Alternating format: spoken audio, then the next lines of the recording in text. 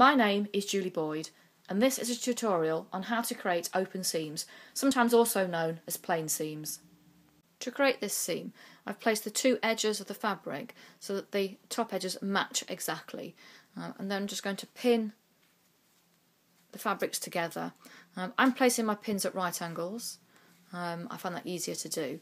You don't have to put pins in, you can machine it without pins, but I do find putting pins in helps to get things more accurate. So I'm lining up my fabric, my two fabric edges just here, in line with the 1.5 centimetre marking that's on the bottom of my machine. Just putting my presser foot down. I'm using the 1.5 centimetre marking as that's the amount that's added onto most shop bought patterns.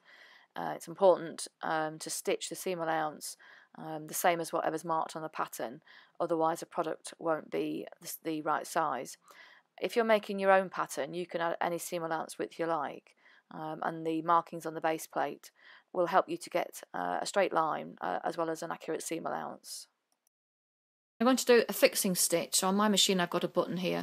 I can just press and it gives me a fixing stitch to neaten off that end. You may have something different on your own machine. I'm then going to machine down my row, just taking my pins out before I get to them. All the time watching this edge of the fabric going along the marker on the bottom of the machine. So in this instance I'm not watching the needle, I'm watching this edge along here.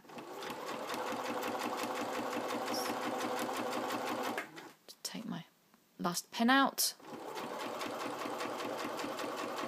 down to the bottom, just before I get to the edge. I'm just going to do my fixing stitch the same as I did at the beginning, and I'm going to take my fabric out and just cut my threads. So here I'm just going to press open the seam. Even if I was going to close this seam afterwards, I would still press it open. The reason for that is you get a nice quality sort of sharp edge at each stage of making. The seam itself is now complete, but I can't just leave that with these raw edges along here. So even if it's going inside a product and won't be seen, to get a quality finish I would normally neaten this off somehow. I'm going to neaten this off using the overlocker, so I'm just opening this edge out, so there's just the one layer that I'm going to be stitching on just here. And I can either lift my presser foot up on my overlocker to pop it underneath, or in this case I can just let it feed itself in. And I'm overlocking just so that the very edge of the fabric is going past the blade. So I'm not cutting anything off apart from just trimming down the very edges of the fabric.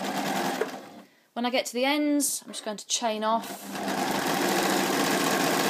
pulling gently at the back, and then I can cut my threads off. So here's my first side complete just here. Now I'm just going to open up the other side and do the same there. So here's my completed seam with the edges overlocked, so you can see the right side and the wrong side there. If you don't have an overlocker, the alternative is to neaten the edges of the seam with an ordinary zigzag on a sewing machine. Thanks for watching this tutorial. Subscribe to my YouTube channel to receive new tutorials as they're uploaded.